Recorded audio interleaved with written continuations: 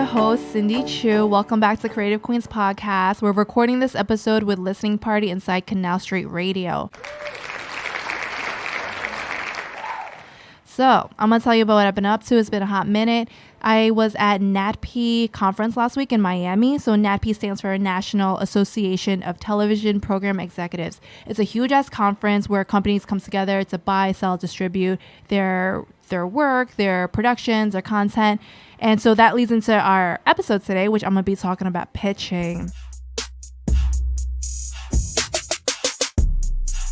So a little bit background as far as pitching goes. So last year, I won a pitching competition called Pitch Royale. It was with NIWIFT and Australian International Screen Forum. It was judged by high-level film executives and television producers and such as Baz Luhrmann and Jason Blum. So I ended up winning it because I pitched my feature film 69 Baird, and I never actually pitched anything before that. Like, I've spoken to people casually, which, by the way, that counts as practicing, but as far as like formally, no, not in front of executives, and this was in front of an audience. So I had to do this 3 times. It was 3 rounds until they finally chose the winners in the last rounds. So I'm going to be talking about tips that I learned from that experience, because that also led me to a not production company, but a TV channel meeting. And then from NATP last week, I also met with international companies, distribution companies, a TV festival, production companies. So this all ties together on ways that you can learn. So about the conference, it was about a week long. If you're an artist, I wouldn't recommend going down there to the conference, just because it's not really the most artist friendly. But if you have multiple projects, then I would definitely recommend. But if you're just going down with one, I don't think it's worth it, because a lot of these production companies, if you research them, they have catalogs, or they're pitching their channels. They're looking for corporation to corporation type of business. So that means, like, I met with a Chinese company, and they were looking more for they previously did work with like BBC and A&E, that type of corporation. So they didn't really know how to work with me as an artist or as a smaller production companies. And that's okay. That's still a whole learning experience to know more and network and get to know other people even further. So to talk more about the conference, how I got involved, I went down there as a speaker for Omnicultural TV Fest. So last year, my series Queens, we were part of that festival, and we won Best TV Pilot Comedy. So this was part of the prizes. And I went down there to be part of the panel to talk about my series, to pitch it, and talk about my experiences with the festival. But with that, like, I also took advantage. So they have an app where you can connect with other people. It's super similar to a dating app where you can basically DM them for a meeting. You fill out your profile, you write whether you're selling, you're buying, you're distributing, shit like that. So I was selling, and I filled out my profile. I put down the projects that I'm working on and the things that I want to sell and the accolades that they won. So that's basically what you do. You swipe whether you're interested, or you swipe right if you're interested, you swipe left if you're not, to skip. So from there, I was able to meet other production companies and a distribution company.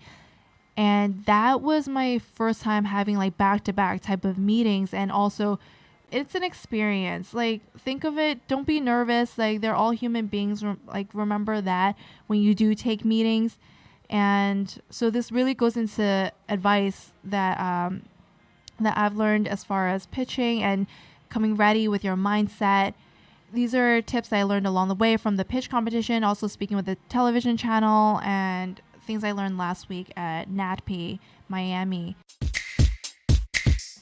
My number one advice is know your pitch back and forth. Keep it short. My pitch for 69 Baird for the Pitch Royale, my film, they had also had a time limit. So that was 1 minute and 30 seconds max. I think that ended up being more than enough time for me, even though it went really quick. But if you are taking a meeting, I would still say keep it short, like 3 minutes max. So what would you even say, right? You can Google pitches and do whatever works for you. For the feedback that I've gotten is to start with comparables. That's one way to start. And then the way that I won the Pitch Royale, I actually started with an open question about because my film is about immigrants, I asked about what is the American dream. I opened it with a open question that I feel like the audience would understand and pull them in. But but the feedback that I got when I won that shit from Jason Blum, he said to start with a log line instead. So there's that. You could start with comparables, start with the log line. The way I practice for Queens when I pitched it at NatP is I start with comparables because it's very similar to Insecure and Sex and City, and I go into the log line to tell them about the characters, what this series generally is about, and why I'm the best person to create it, what inspired me to write this shit. And so basically just do whatever works for you. Keep it short. Listen. Definitely listen within the meeting. They're all human beings, so don't get too nervous. I know how easy it is to feel like they're this other, I don't know, worldly person or whatever. You want something from them, but they also want something from you too. They're there to listen. And if they are interested in buying or like they have questions, just be ready to answer. So my number 2 advice is Google the shit out of whoever you're meeting with, whether it's the channels, the programs, the company, any news that they've been up to, the exact person that you're meeting.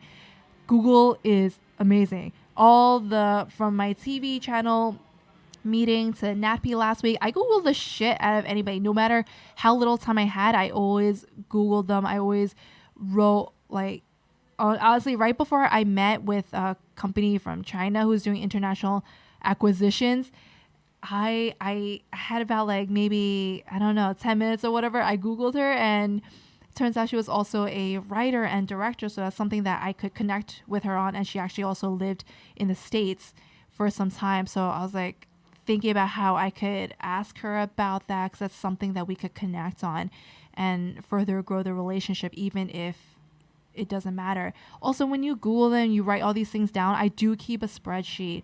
I'm not gonna lie, I sound like a fucking stalker, but I keep a spreadsheet. I keep the links of where I found the info of these people, with things that they like. These are just ways to show that you pay attention to. And also the TV channel.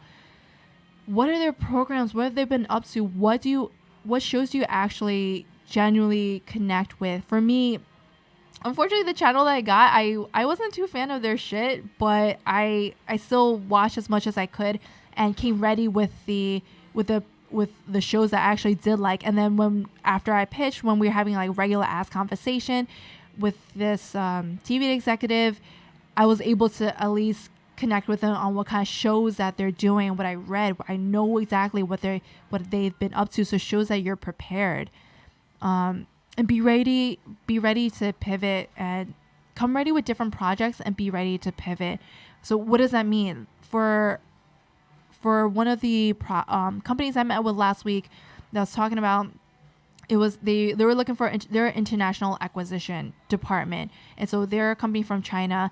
I'm Asian American. It may not fit, but when I reached out to her and when I met with the person, I originally started off with Queens. I was talking about it's very Asian American, bicultural, all that shit, but it is more geared towards American audience.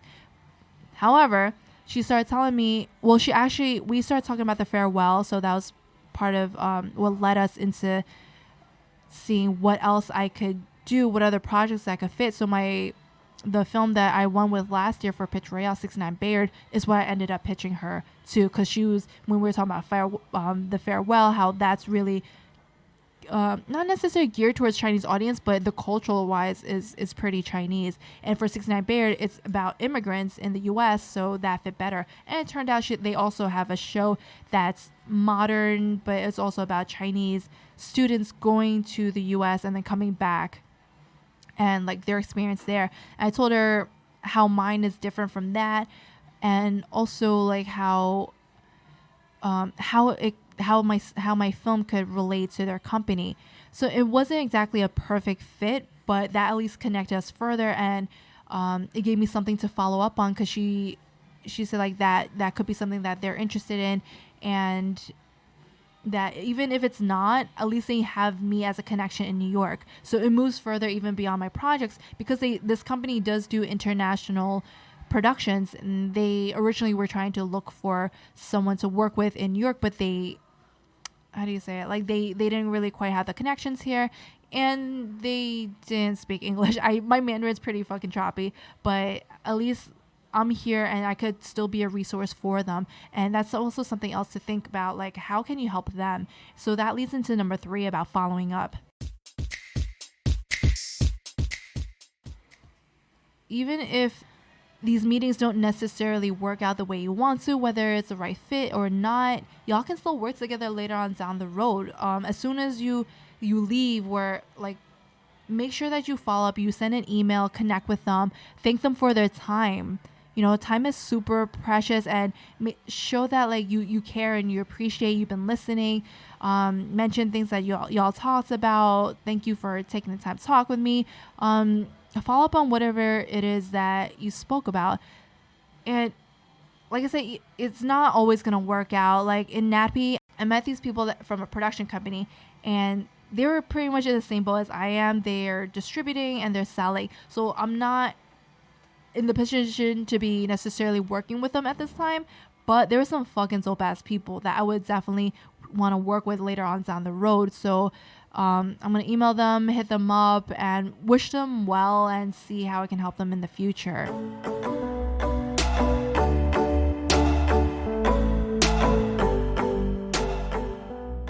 That wraps it up for this episode. If you got any questions, feel free to DM me. So this episode of Creative Queens Podcast is presented in partnership with Listening Party. Follow the crew on Instagram at Listening Party Presents and at Canal Street Market. And of course, follow us at Creative Queens Podcast. Thanks, y'all.